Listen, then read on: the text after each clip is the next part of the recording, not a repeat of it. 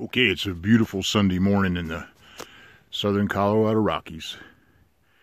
And my buddy and I, Dakota, what's up? My buddy and I are going to make something special today because it's supposed to snow tomorrow. And we wanted to make some bread for some sandwiches. We got some nice elk meat we grilled up the other night, and we like to shred it up and make sandwiches with it during the week. So we're going to make what the granite countertop folks call artisan bread or artisan bread, but it's basically just old-fashioned bread over the campfire, and we'll be cooking it in our 12-inch Dutch oven. So what I did was a little prep work.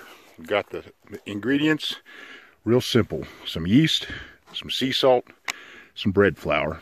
And what I do is I take about 2/3 of a cup, not quite a cup, of our favorite honey granola, and we bust it up into little tiny pieces. We put that in there. The Dutch oven, I got 2 layers of the parchment paper in here, but I cut it so it's down pretty far from that edge, because we're going to be putting some coals on the top lid here. This is the one cooking thing we got to do. You really got to keep an eye on the heat. And we're not using wooden blocks or anything like we do in our skillet when we cook it. So I'm going to start prepping the other stuff here and get ready. Okay, I got that granola all chopped up real fine. It's about 2/3 of a cup. But I'm going to store it over here in another cup I have and start to make the flour mix. And one little word of caution, if you've never used that parchment paper before, when they warn you on that box that cutter's sharp, shoot, I got pretty rough hands, but I'll tell you what, just opening the box I cut my finger. So I'd throw that doggone box away. But make sure, like I said, when you cut it, we want it to be down about 1.5 to 2 inches below the edge. We just don't want that bottom corner to make a shape different than the crock pot. And we don't want it to get too hot, and we want to make it easy to get out also. Okay, I've got all the granola here in this little measuring cup, and I'm just making sure that it's all ground up really fine, no big clumps. The idea, just like when you brew or anything, bread's very similar. You don't want to have more than, say, 20% of the amount of what you're using. In this cup, this is a 4 cup of flour batch. So I got 2/3 of a cup of this in here. So what I'm going to do now is, this is all just about right now. You can see the consistency's pretty fine. So what I'm going to do is I put this in another cup over here.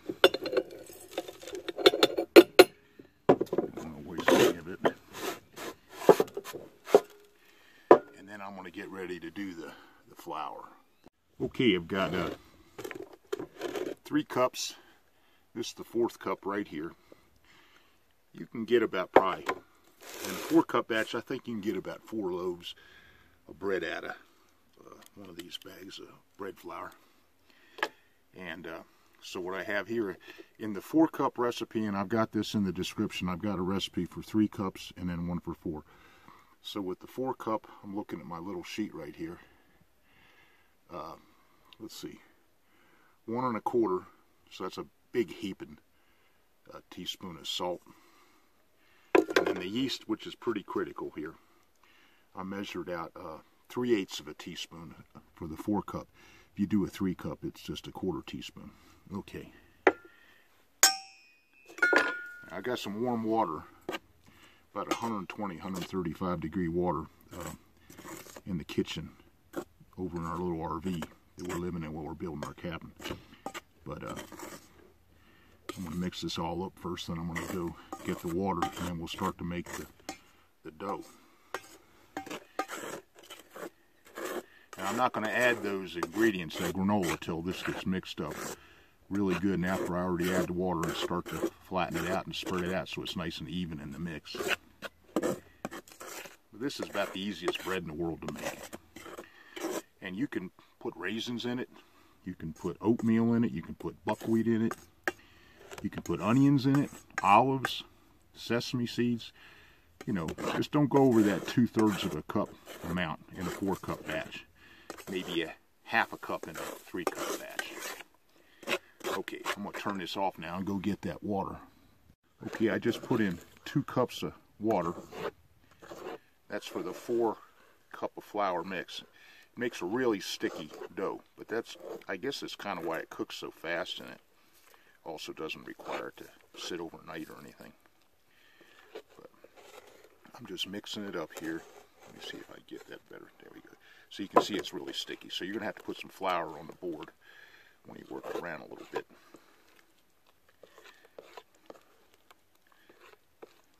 We're just mixing in good to get that yeast and salt all distributed out nice.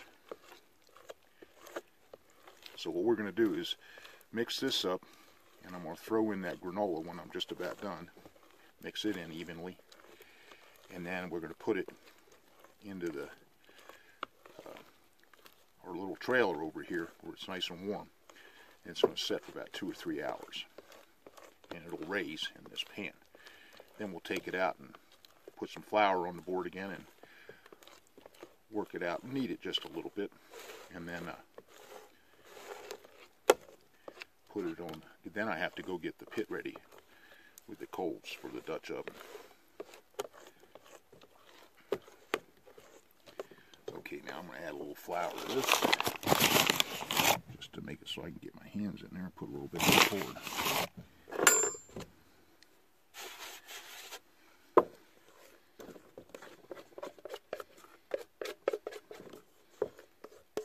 And it's really sticky.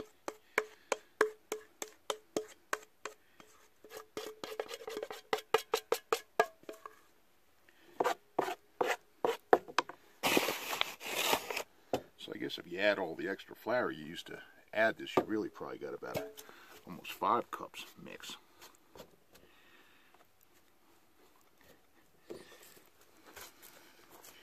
You're probably going to have about a 1/2 cup sticking on your fingers. Okay, so I'm going to play around with this for a few minutes and get it where I want it, and then I'm going to put it back in that pan. Okay, I've got it pretty much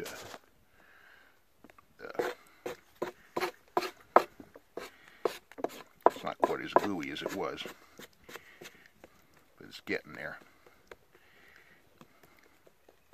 I'll do this probably for a minute or 2. And then what I'm going to do is throw a little bit of flour in the bottom of that pan, clean out the rest of that old dough, and then drop this in there, and then work my fingers down on the corners around like that and let it sit inside for a couple hours. Okay, so I've got the granola all ground up and mixed in there good. And now I'm just, you can see how it's not sticking to the side of the pan anymore. Got a little flour in there with it. Make a nice little dome. Make it smooth. And make sure when you go through and mix that stuff in there, you don't get big clumps of it, because it's so sticky. If you're not careful, it will get in big clumps. But I've checked it out. I rolled it out a little bit, put it back together, made sure all the added material is even. Okay, so now it's going to go inside and sit somewhere. We have a little microwave in our RV, and that's a nice place to put it. Close it. You can put a towel over the top of it if you want to, but I don't know if that really does anything. But that's what my mother always used to do, so I'm going to do it. Okay, so now 2 hours, and I'm going to go start getting the fire ready.